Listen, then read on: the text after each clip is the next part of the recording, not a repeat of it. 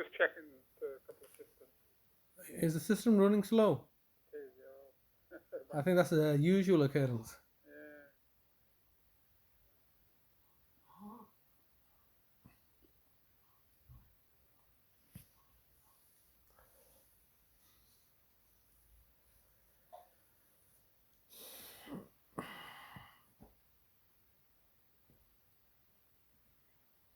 Was it last week we gave you the money, or the week before?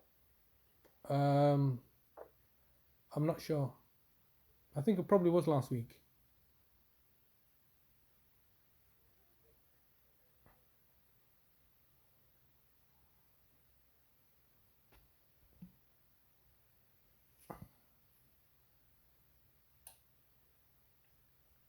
Probably the week before, I think. Was it? Yes, hello? Oh, yeah. The week before? I think so, because obviously there's been a lot of holidays last week.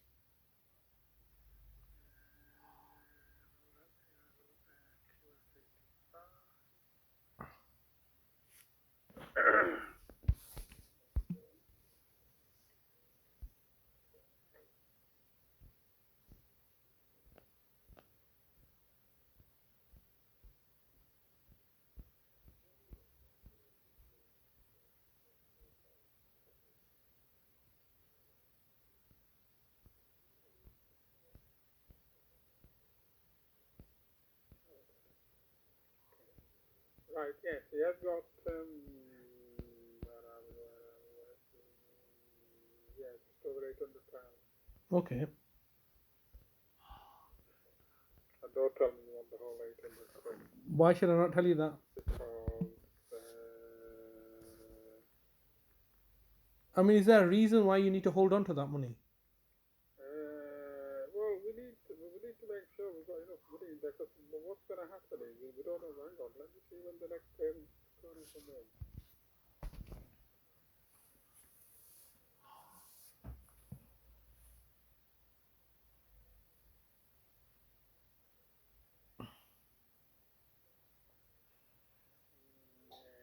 Due another,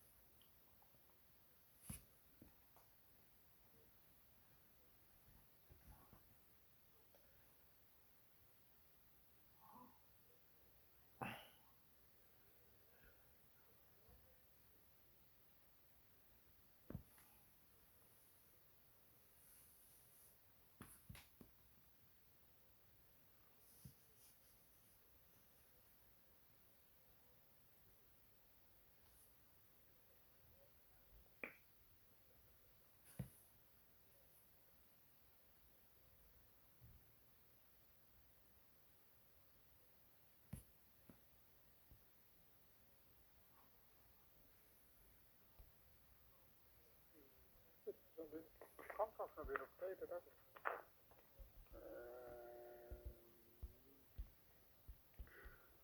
Yeah, like I say, I probably won't be able to give you the 800 quid. Can I ask why? Another £500, and then we can take it from there. Because Pardon? I had £500 last week. Yes. Now, you said you took your brother out of the country, but you were spending the money. But we've nothing to show for it in a sense that, you know. I understand. Mr. Mulla, you know, I think there's I think you need to the situation as it presently stands. You know, this is the council, the actions that they're taking are very, very precarious in this regard. Now, the money that my brother receives is his benefit money. There's three pots of money, all right, which you need to clearly have a clear understanding of. First of all is his benefit money, which is his living expenses. So this is the money that you're presently receiving from the DWP and you've been administering. Yes, that's correct, isn't it? Yeah. The second pot of money is what Adalat has. which you don't have access to, yes, but you, the council, have instigated actions in order for to put adalats in place, and I, in my capacity, have submitted a safeguarding alert in August regarding adalats failure. I've already previously told the police there's nothing further I can do about that. So that is also a liability that's, Talib has. So that's the second pot of money that Talib does not have access to. There's a third pot of money which nobody seems to be discussing, which is that Talib still has a regular social care needs, which I am meeting. Direct payment, yeah. Which was direct payments, yes, which you, the local authority, have convicted me of and taken all that money back. Now, if I have, it doesn't really make any sense, because if that money was supposed to be going for Talib, and I, for argument's sake, had been embezzling that money or defrauding Talib that money, how can it be that you then take the money off me and keep it yourself? Surely that should be coming back to Talib as payments that I had defrauded, services I had defrauded him of.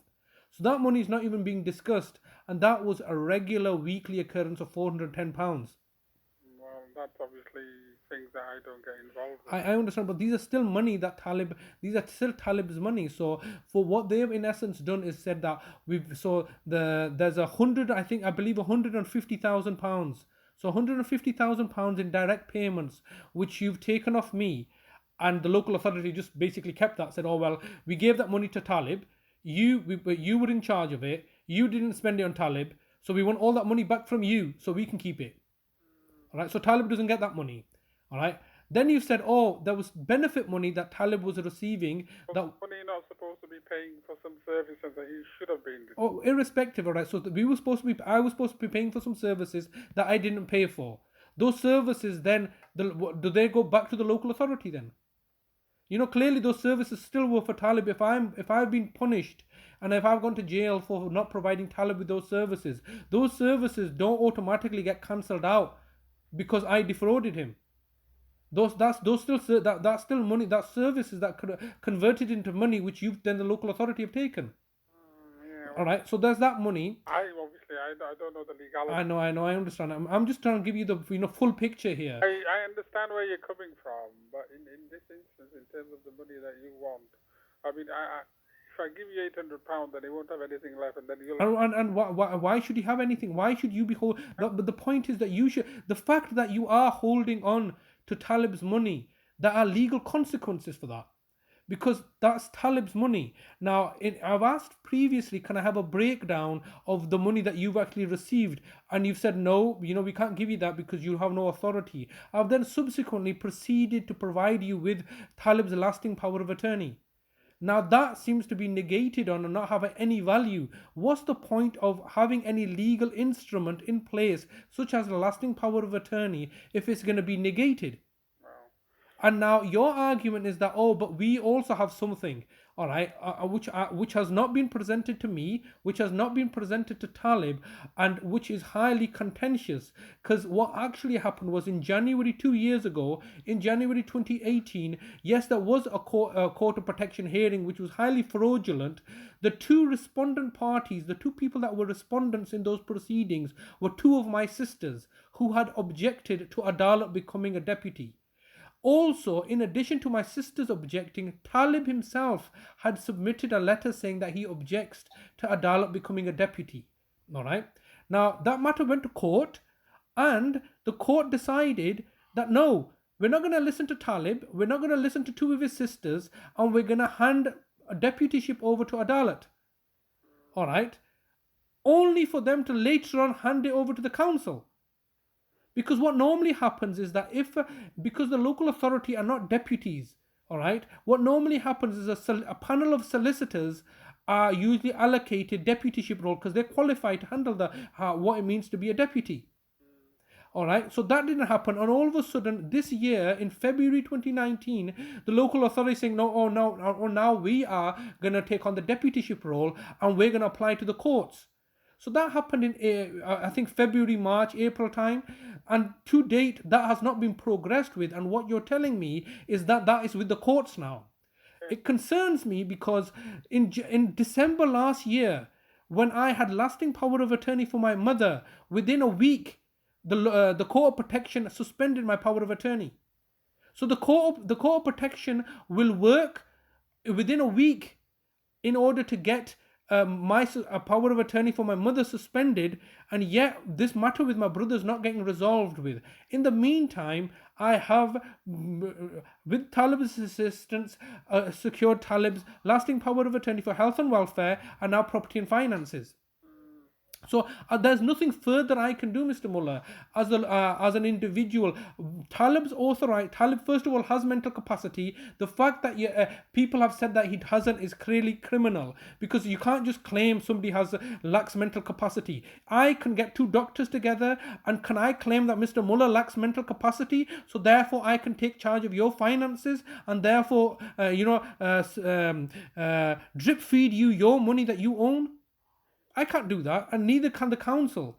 My brother does not lack mental capacity, and that's a dispute that I've had from day one. And the fact that Adalat has got a court order saying that he lacks mental capacity, that is clearly fraudulent. And subsequently, Adalat's actions have proven to be fraudulent, because he's saying that he's going to hand you the money, and he's not handing you the money.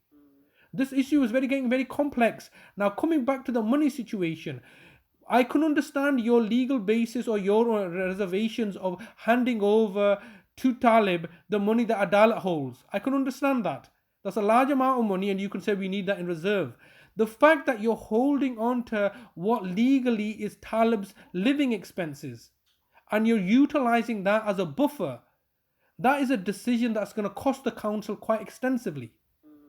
Because I've made the council quite clearly aware that in relation to this money that he's getting now, that you're getting now, this, you have an option. The option's available to you to say, okay, we relinquish appointeeship. You're not willing to do that. You only become appointee through a fraudulent court order, which was in Adalat's favor. So the basis of the fact that you're his appointee is highly contentious.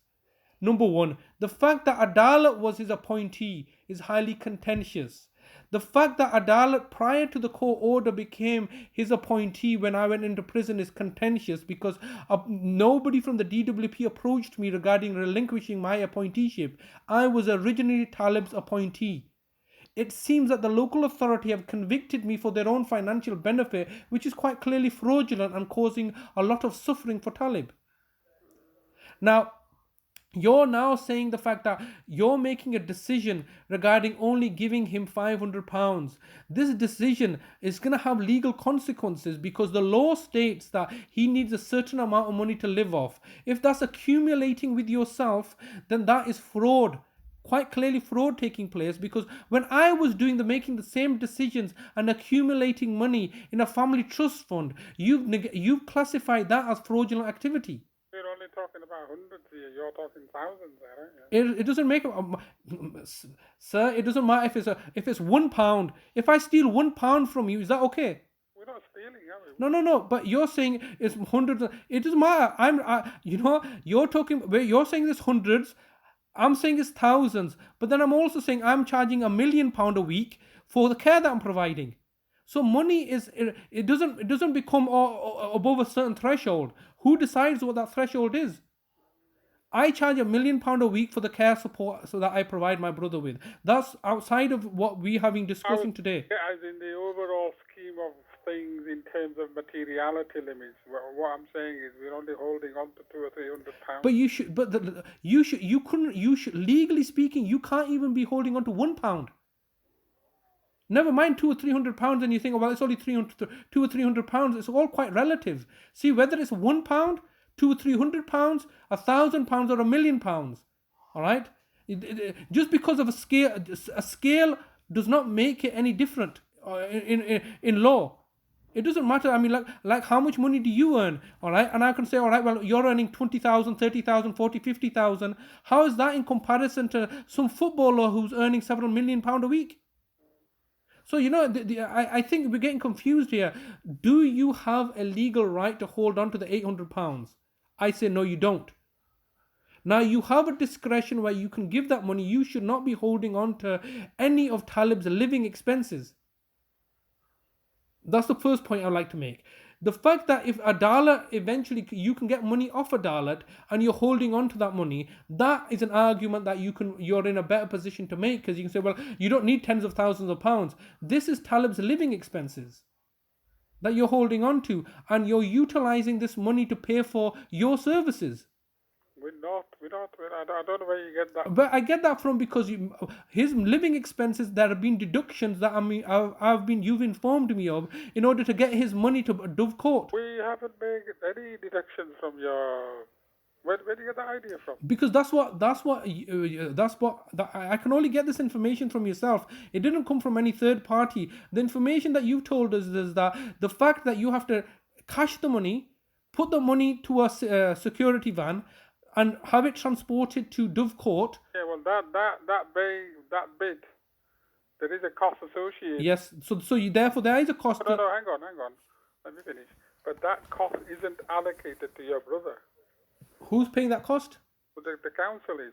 Okay, all right, fair enough. I mean, that's the service, so there is a cost, but it's not a cost associated directly with any of the clients. Okay, so but you're then who's going to pay for that money? So you're not going to do that for free. No, ultimately it'll be the council taxpayers or the taxpayers in general. No, it doesn't work like that. You know, Mr. Mulla, it doesn't work like that. What I say is, it's not specific to your brother. So what we're not doing is charging your brother, say, £5 every time we give him cash. Okay, my understanding was that was the case. No, it's not. Okay, well, that was a misunderstanding, because it was communicated to me that there are costs. Now, there are costs, obviously, but not costs associated in terms of specifically allocated to your brother. Okay. Not taking any money from your brother's account. Okay, all right. Right.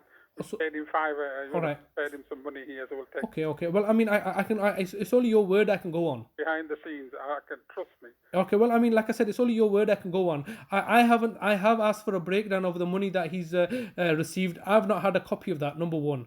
Number two is that in the past you have told me things, and I believe what you're telling me. I trust you.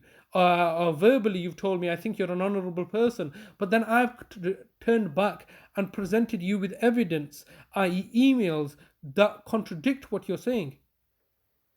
I don't understand that. Well, what you've told me is that nobody in legal, there's nobody in legal, and you're telling me that I need to speak to somebody in legal. Then I've forwarded an email saying from Marian Morahan saying that the only person that you need to be dealing with is Mr. Mulla.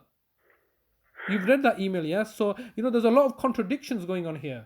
Well, this is probably a communication issue between different departments of the council. Yeah, well, I mean, look, I've rang the DWP up, asking them. I sent them a copy of the lasting power of attorney. All right. I then asked them to suspend further payments and ask of somebody to come out and visit my brother so he can make me an appointee, because he still retains capacity. Where I left things before going to Pakistan was an appointment was arranged for some time in November. I had to cancel that and said I will look to rearrange when I come back. When I've come back, they've told me that Bradford Council have given strict instructions for them that they will not be relinquishing appointeeship, and that the lasting power of attorney is only an application. All right? It's not a register. It's not basically a legal document. I've screamed at them saying, look, it is a legal document. It's registered with the Office of the Public Guardian. It's not an application. Yours, it was an application to the courts, which has not been progressed, 8 months later. Mine was a registered lasting power of attorney, which we've had to pay for. Now, there's cost associated with that. There's, £80 cost that we've had to pay. Now, I need to get those costs remunerated. There are many, my own daily costs that are incurring. And like, for example, this time that I'm ringing you up, all right, we're having to pay for this time. But not only in my time, but the telephone call. There's a cost associated. So there are many costs associated with this. I have made the council fully aware that my own personal cost, all right, I've clearly clarified to the council. This is how much I charge per hour. This is how much I charge per week. That's in addition to any disbursement costs. Because you understand that what you've described to me are disbursement costs. Disbursement costs such as getting cash from a cash machine, and taking it out and giving it to security guard to give to Dove Court for it to be delivered at Dove Court at disbursement costs. My understanding was prior to our conversation now was that those disbursement costs were going to be charged to Talib.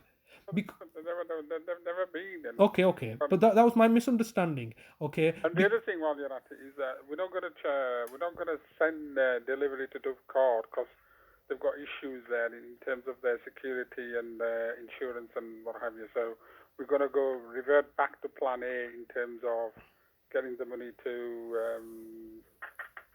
Horton Park. Okay. So now the problem arises with regards to this vehicle.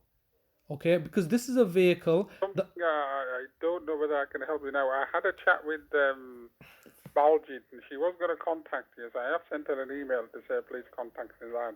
Okay, so past. The mobility vehicle, and secondly about your tenancies. Yes, that's right. We need, these things really need to be resolved. Those things have already been passed on to Baljit. Okay, well, Baljit is not really in a position to do anything because she's just a field worker. All right, who Baljit? Have some clout in terms of her. She has no clout. Professional. Well, I mean, Mr. Mulla, you know how the council operates, and I know how the council operates. It's all done it's all done very. I'm gonna have to cut this call short because I've got somebody at the door. With regards to this £800, how much are you able to give this week? I'll give you another 500. When can we collect it? Friday. Can we? No, we need it early this week. Well, we're only here tomorrow, and then we're off on Wednesday. I need to know if there's anybody there to collect it as well. From Horton Park. I don't know whether. Just 1 second, please.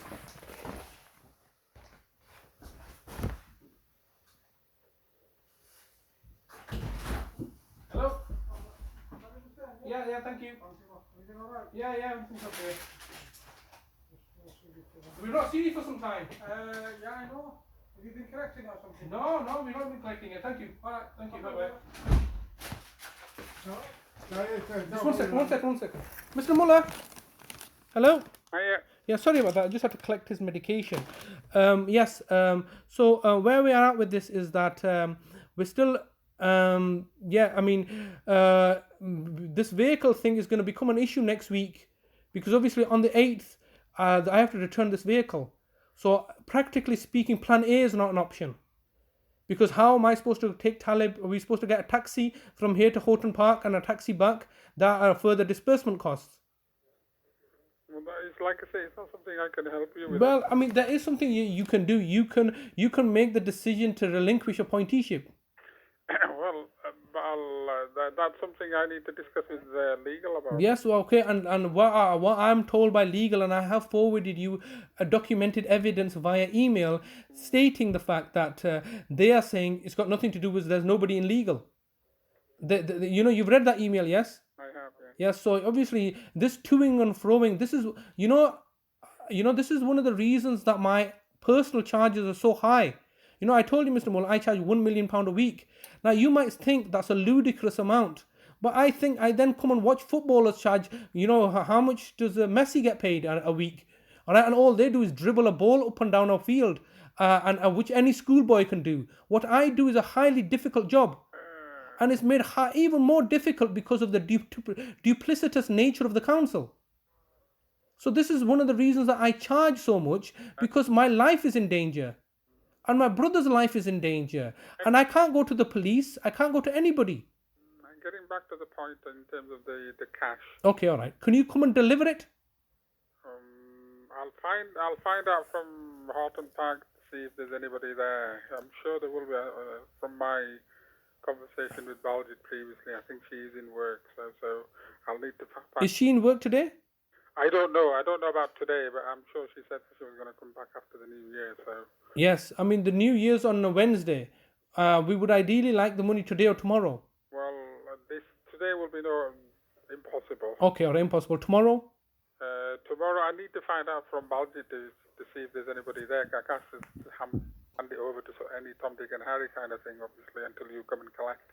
Can we not come and collect it? From you directly? No. I think it would be better if we... Why can't we just come and collect it from you directly rather than cut out the middleman? What's so funny? Cutting out the middle one. Yeah, because this world seems to be run on middlemen. Yeah. Okay, I mean, all this is just middlemen making their own money, making a crisis out of a situation. All right, and this is, Mr. Mulla, I don't know if you know, if you met certain people in your life that are conduce, really miserly, all right, and they're penny pinchers. I've met people like this. They look to penny pinch on pennies, and they end up losing millions, end up losing thousands. I know. And this is the situation with the local authority. They're penny pinching, and they're going to lose a lot more because obviously, I'm a very determined individual. Right. When I say I want £1 million a week, I can assure you I have got more chance of getting what I want than the English team winning football. All right, they can just continue on dreaming. We're dreaming the dream of football coming home. Football's not come home since 1967, has it? Or 1968 or 9. But I can assure you I'm a very determined individual. I wouldn't be where I am today if I wasn't determined. And obviously nobody has a right to exploit somebody's labor.